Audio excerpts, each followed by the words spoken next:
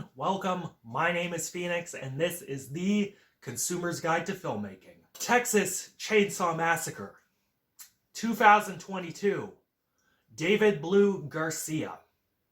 Taking place over 50 years after the events of the original film, and not acknowledging the events of the other films, a group of young adults moves to the town of Harlow, Texas.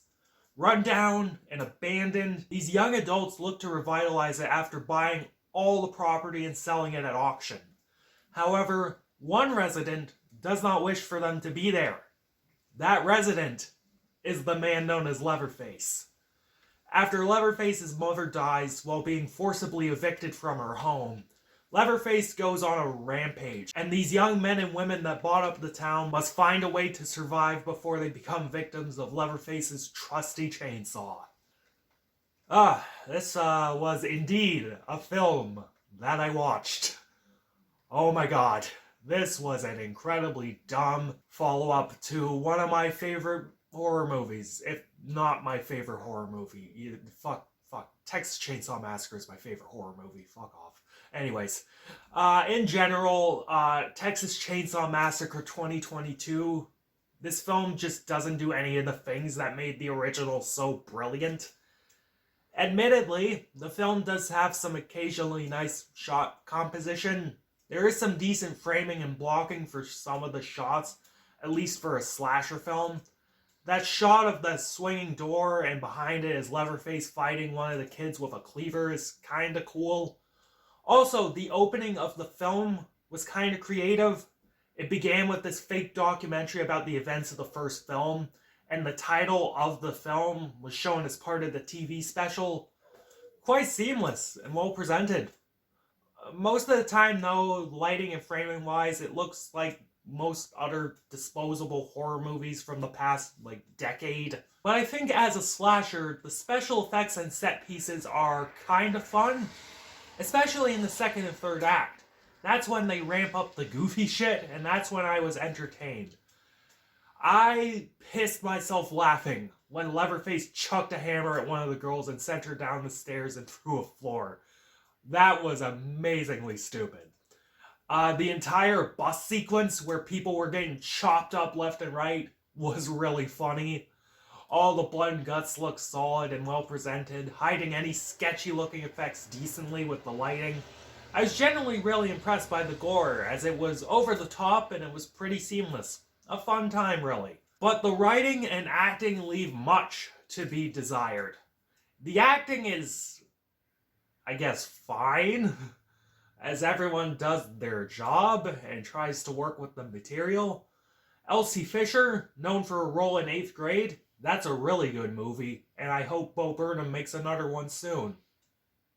Anyways, in Texas Chainsaw Massacre, she was alright as the lead girl. She seemed to be having a ball. It was generally watchable.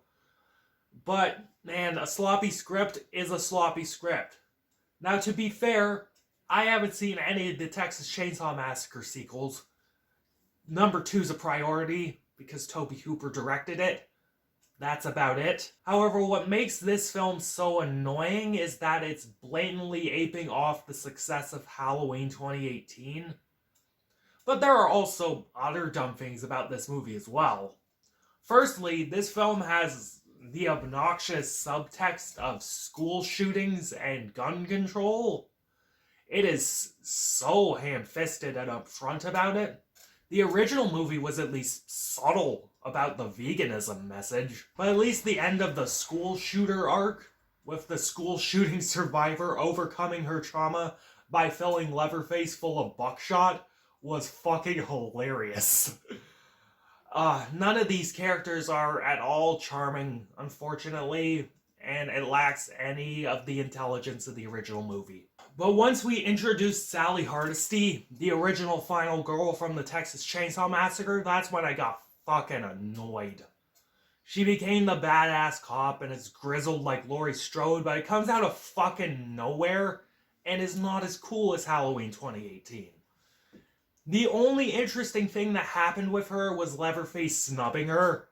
Unlike Michael Myers, Leatherface couldn't give two fucks about Sally.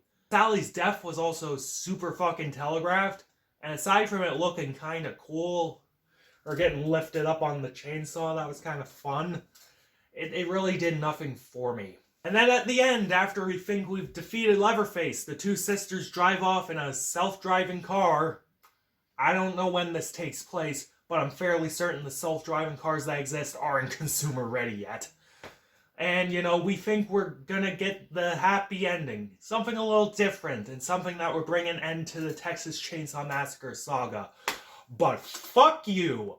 Leatherface is somehow alive, and he cuts Elsie Fisher's sister's head off, and we get a lame recreation of the final shots of the original film.